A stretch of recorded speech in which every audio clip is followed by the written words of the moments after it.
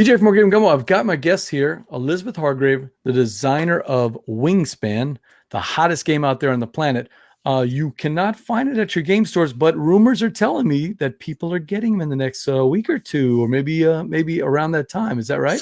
So game stores have been getting them. I think over the last week, even there's been a flurry of people on the Wingspan Facebook page saying that, oh, I got my copy. There was a shipment of about 5,000 games that came in this month. There's another 15,000 coming next month, I think. I just remembered one of the guys. So I don't actually own a copy. I ordered it from a friendly local game store, even though I'm a champion, which I should have just done it through Stonemaier. But I ordered it from my game store. I wasn't expecting the big blow up, right? I ordered from my game store. He doesn't get one, not one single copy. But a friend of ours did order it through the Champions program. So that's the copy that we have literally passed around to everybody until they can come into circulation. We brought it to the Southern Board Game Fest. Now, this was my buddy's personal copy. We had one copy at the Southern Board Game Fest that was in use. It stayed in use all day. I had mine on the side because mine was one of the demos. This was a scheduled demo that somebody was going to play all day. Well, we were broadcasting live with the iHeart Board Games crew. All day, they came up to me and were like, can we borrow your Wingspan? Yeah. Go ahead. It stayed played all day. The two copies of Wingspan were constantly being played. Well, I heard good news. The two guys that they tried to buy it at the con, of course, it wasn't available. The two guys posted on Facebook today that they got their copy in today and they're going to be playing it tomorrow. So good. They're excited. All right. So that's enough talk about how tough it is to get. Wingspan is available. Tell us a little bit about what the game Wingspan is all about. So in Wingspan, you are building a tableau of birds, and each bird that you add to your player mat, which you can see in the picture there, is going to help you in at least one, if not more, ways. So first of all, look how photogenic that game is. Look at that. They did a great job with the art. So Beth Sobel did the player mats, and then there were two other artists that did all of the bird illustrations. There are three habitats that you can put your birds into. There's forest, grasslands, and wetlands, and each one of those is associated with a different resource in the game. So forests get you more food, the grasslands get you more eggs, the wetlands get you more cards.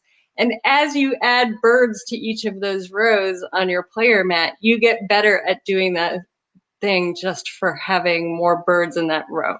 Right, so that's what you can see sort of in the forest in the picture there. As you fill up those spaces, then you are drawing more dice for the food.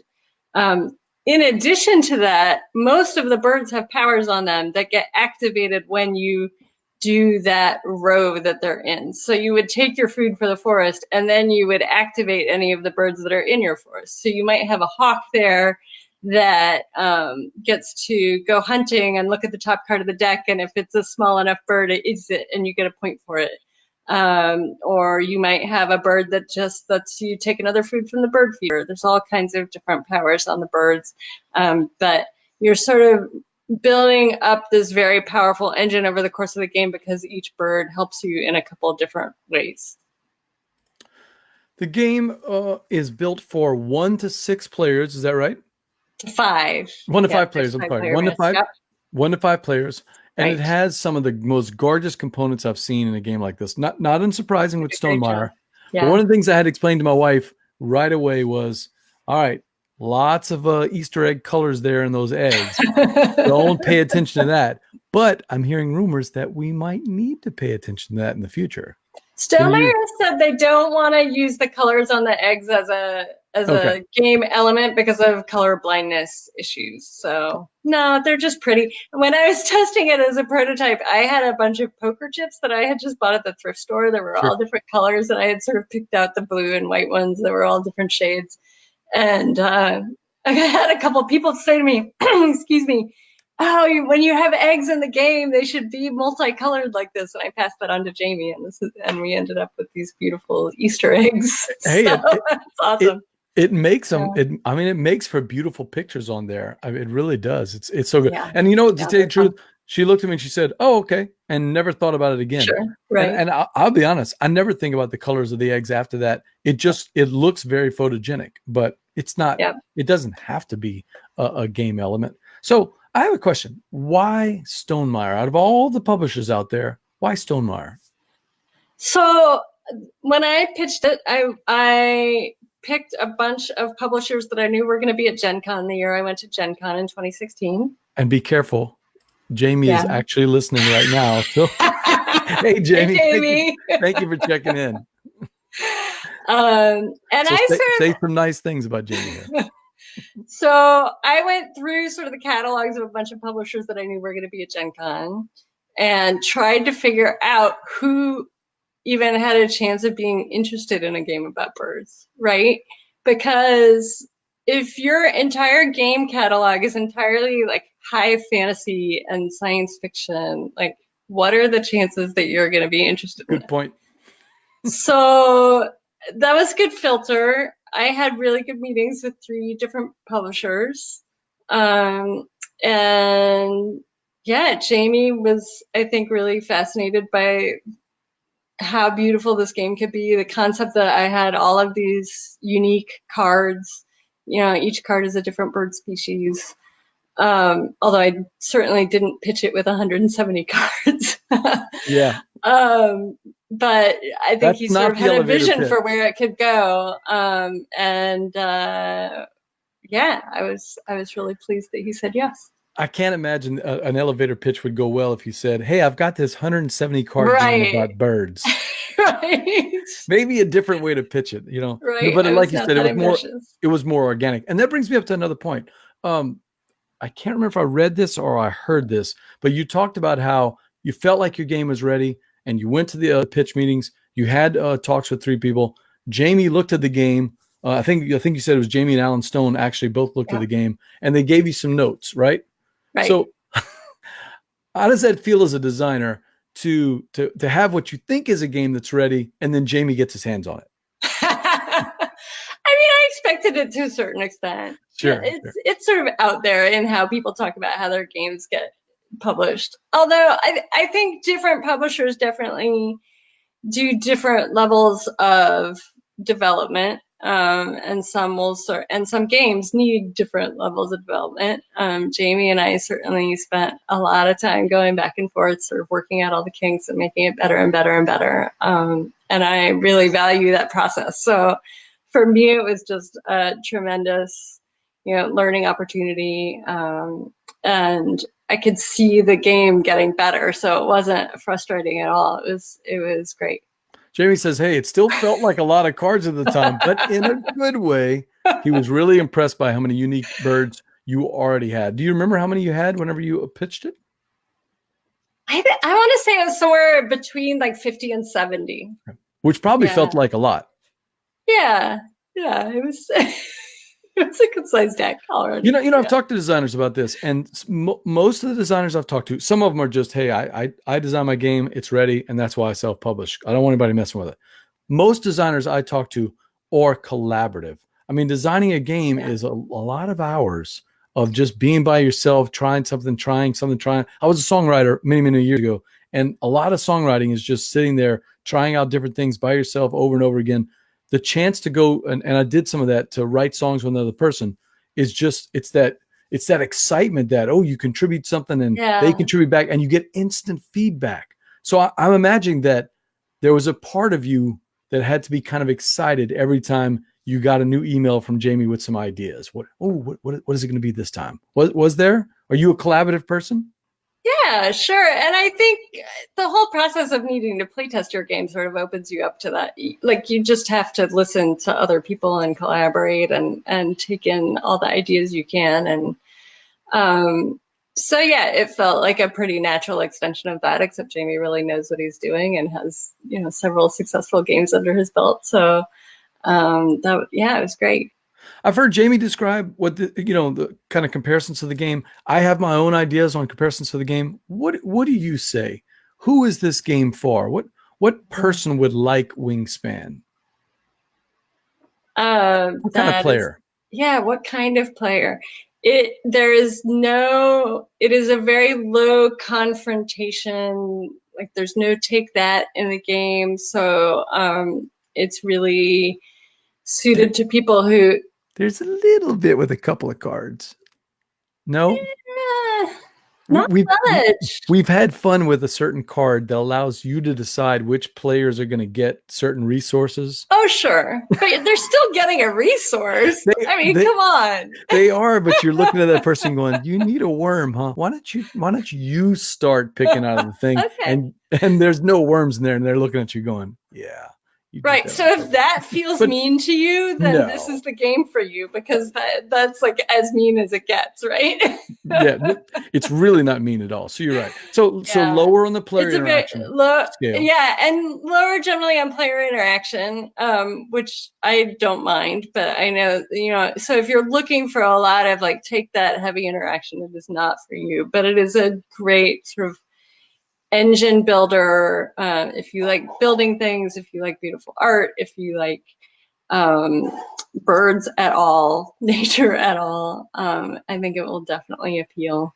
The chat crew is even if you don't care about birds, I love hearing from all the people who are like, I could not care at all about birds, but I just really enjoy the gameplay of the game. Like that is so satisfying to me to hear, because I've always sort of said, as I was developing the game, I want this to be a game that gamers enjoy playing, but that really draws on the amazing world of birds.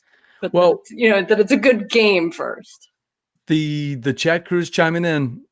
Joshua says everyone would love Wingspan. Okay, Josh, not everyone, but most everyone would love Wingspan. I agree with you there. Bob says, hey, Bob, we haven't seen you at game night, man. You need to come by. Bob doesn't live in my area, but every once in a while he comes around and plays with us.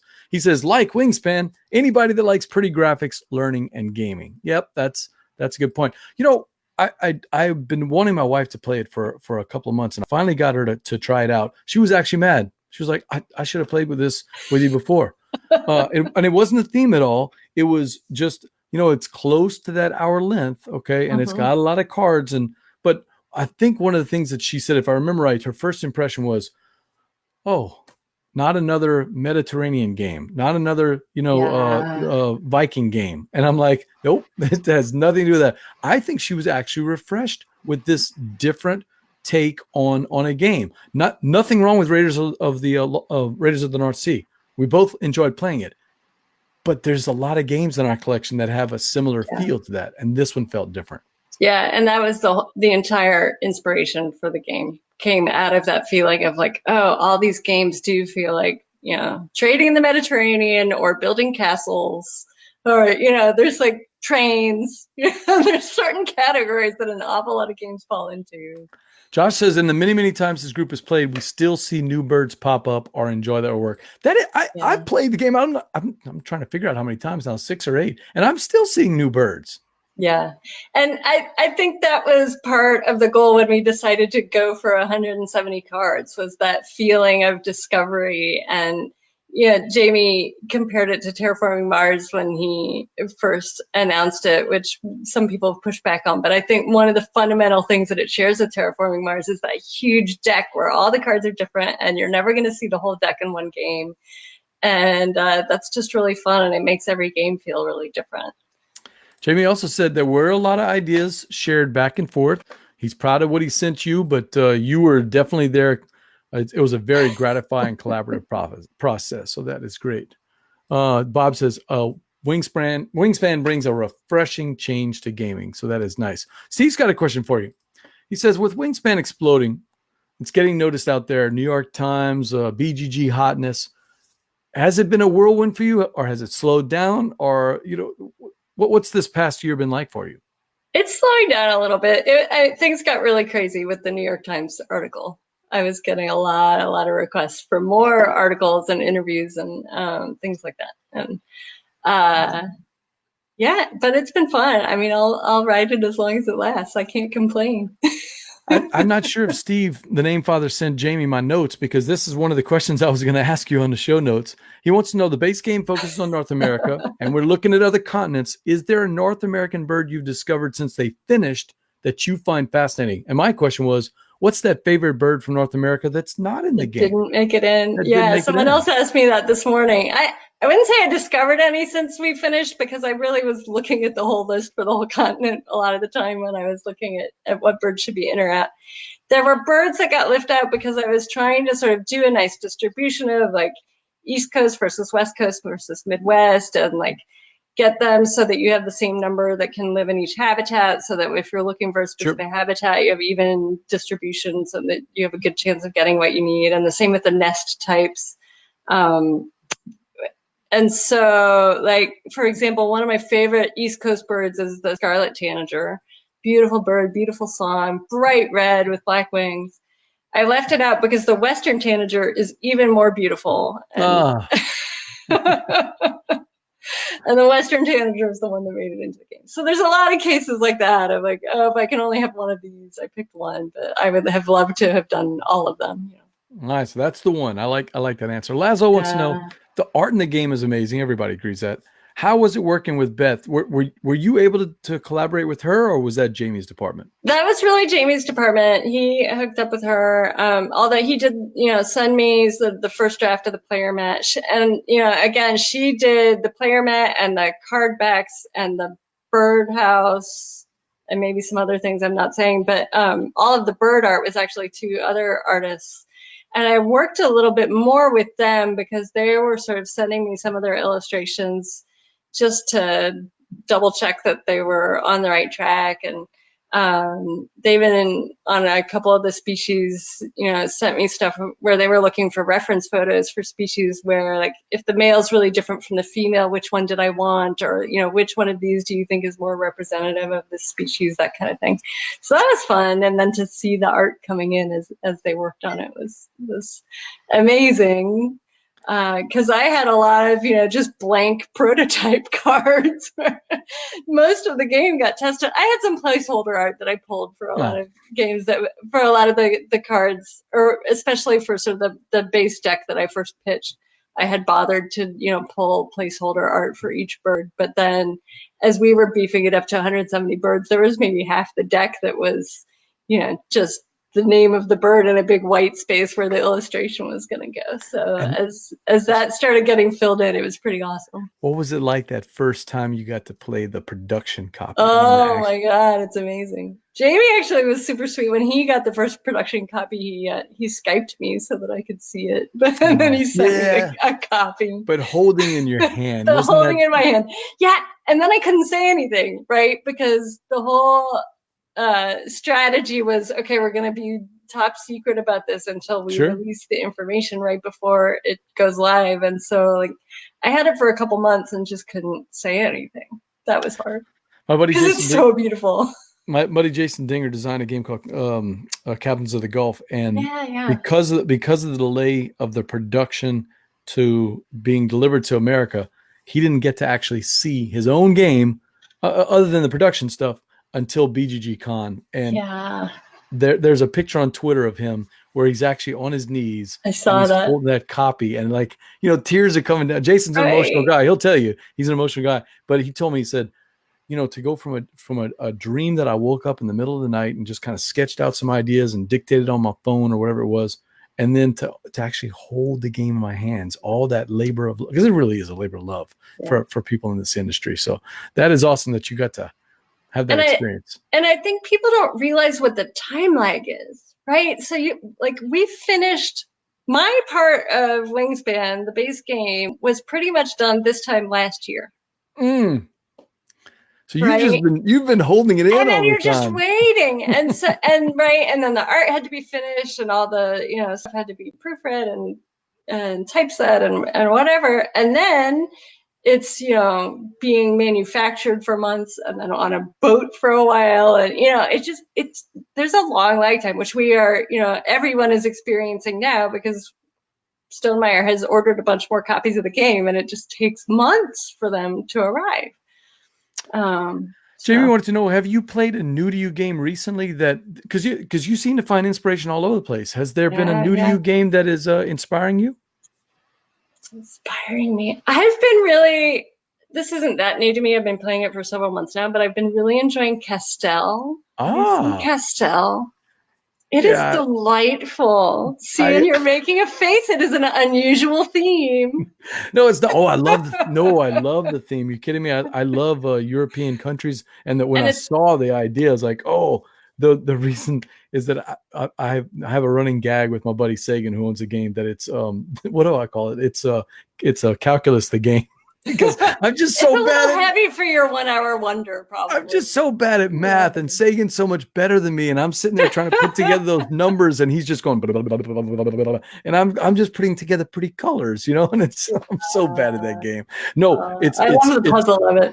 It's a fine game. I do love the puzzle of it. Anytime there's a little bit of anytime math gives you an advantage, you're going to hear me complain about it, and it's really just me being tongue in cheek. I'm really picking on myself, not the game, that I'm so bad at Sentient or Castel or Power Grid or any of those games where I like playing them. I'm just so bad at them. You don't have to actually do any arithmetic, though, do you? It's arranging the things and figuring out all the different permutations. Now, you've talked to Sagan, because that's what Sagan says every Wednesday night. You don't really have to do math in this game.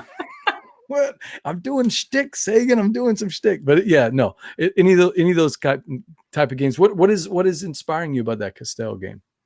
I think part of it is the theme, right? Just another it's a very whimsical theme that 10 years ago might not have even gotten published, and now people are really experimenting with what's doable. Raise your hand if you saw the game on BGG or on social media a year ago and went straight to Wikipedia to find out, what is this Castel tradition about? I know I did. That's the first thing I did. I wanted to find out, is this a real tradition? What is this going on? And I'm just watching YouTube videos over and over at night, learning about it. So I love that about our hobby.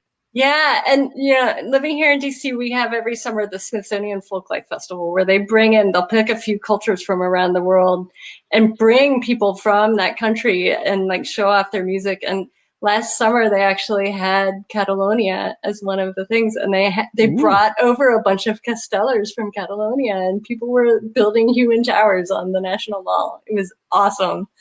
And that just reinforced me loving the game even more, having seen it in person. And I don't want to get you in trouble if you can't talk about it, but Bob wanted to know, and we did have to talk about it on the chatter before the show started. Is there anything that you and Jamie are ready to hint about or talk about when it comes to the expansion, or not? So yet? we've said we're going to try and do an expansion for every continent. So the base game is just birds from North America, or some of them also go to other places, but they all exist in North America. So we're going to do one for each continent. Except I'm not sure about Antarctica. They only have 45 birds, and they're mostly penguins. But they're mostly penguins. So that's the button shy version. Forget Jamie. Go straight to button shy and do a Wingspan Antarctica button shy game with 18 cards. No, I'm just picking. I think it's pretty safe to say that Antarctica won't be the first one that we figure out. It probably won't be the first one. Yeah. So any hints as to which continent we can expect? Maybe? I'm not saying. No, she can't say. You will neither confirm nor deny that Louisiana is the next expansion. Louisiana is part of the base game, man. Yeah, but the we Louisiana got your Pelicans, the expansion, you can neither confirm nor deny that Louisiana will be the sole expansion.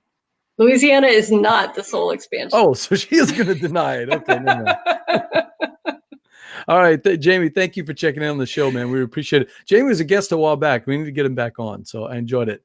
We enjoyed visiting. Oh, and look, there's Jason checking in. Oh, Jason, that was. Hey, Jason. We were just doing a bit. We're not expecting you to do Antarctica the game. So, but that would be funny though.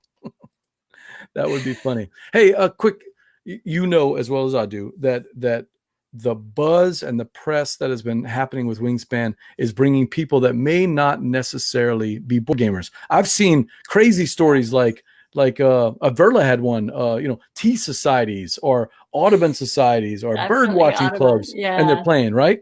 So my question is, what is your tip for those newbies to the hobby, people that haven't played anything but Uno or Monopoly before? What is your tip for those players the first time they play? What's your best tip for them? That is a good question. Steve and I share a brain, man. We really do. And there was some discussion on the Wingspan Facebook page of could we develop a sort of even easier way for people to get going that I've been thinking about a little bit. But for now, I would say for me, watching a video is much easier than just reading the printed rules. And there's some very good videos out there. I know Watch It Play did one that teaches the rules. But I would say also just like jump in and start and don't worry about messing up because you can't mess up that badly. Like any bird you play is going to help you at least some getting your mat going. But if you can get some inexpensive birds with brown powers on them that help reinforce getting more food or getting more cards early in the game, that's probably the way you want to first start and then build from there. But treat your first game as a learning game. Don't worry about messing up. I think a lot of people that haven't played more complicated board games remember the childhood experience of playing board games as like, oh, you don't want to look stupid. Like anyone playing Wingspan with you will expect you to not do well in your first game, and it's fine. And then you've learned the game and you can have more fun next time. But hopefully even the first game will just be fun because you're getting your birds out there. They're beautiful. You'll figure out how it works. It's a nice little puzzle of what you should do next, and you can't mess up too badly. So just have fun with it. BJ from Board Game Gumbo, I've got my guest here, Elizabeth Hargrave. We've been talking about the Wingspan game. It's out there in the wild now. It's at the retailers, so go get it. I played it. I love it. Should have a review up fairly shortly. I just want to get a couple more plays with my wife in, who's only played it once, and that's my primary playing partner. So I definitely want to get that. But Steve says you can't mess up that badly. It's a nice gaming and life philosophy. Yeah, that is right. But no, I liked your tip though, because really just telling people play some brown cards and enjoy the engine building for what it is. Don't get too fancy with the cards the first time. Just have fun and explore them. Yeah. Right? Because I have heard from several people that the thing that is most intimidating to them about modern board games is that feeling of being scared that you're going to look stupid. Yeah. Because these games are played by very smart people, right? And I think you just have to not worry about it. Last week we had, or Tuesday, we had Dr. Steve Finn on from Dr. Finn's Games. And one of the categories for this game we did called the Boudin Bowl was games that make you feel stupid. Right? And it's true. There's one of the chat crew mentioned Hanabi, and he's right. Playing Hanabi with my family or friends is simple and easy, and we have so much fun. Playing it with gamers is like, who's gonna mess? Don't you dare mess! Don't you mess up? Oh yeah. So you can't mess up that badly. It's a great. We got one more question here. Josh Lee says, how much of a birder are you? What kind of numbers do you have on your life list? This game has brought together two of my favorite hobbies, birding and BG or board games. Thank you. I know the answer to that one, but tell Josh about the fact that you were a birder before that. I'd have to go look on my eBird. I do keep an eBird list. Okay. I am a birder. I think my life list is in the high 600s. I'd have to look. I care enough to keep track, but not enough to keep the number in my head. I've seen 280 something species just this year because I went to Belize in January. So yeah, I'm a pretty serious birder. Josh wants to know, do you break 100 and do you have tips for that? A lot of the games that I see that break 100, it's because there are people who are playing the cards like the hummingbird that you mentioned where you're like giving out more food. Right. And then that helps everyone do better. I think you get to break 100, you either need people giving you stuff or you need to really just have cards that play well off of each other. And that's going to just be like you figuring out of the stuff you draw how it works together and how to be most efficient bouncing back and forth between the different rows. Yep. One of the coolest things I like about your game is the fact that each round you lose one action, but the actions get stronger. I remember playing it the first time and just going, wow, that's true. I really, really enjoyed that.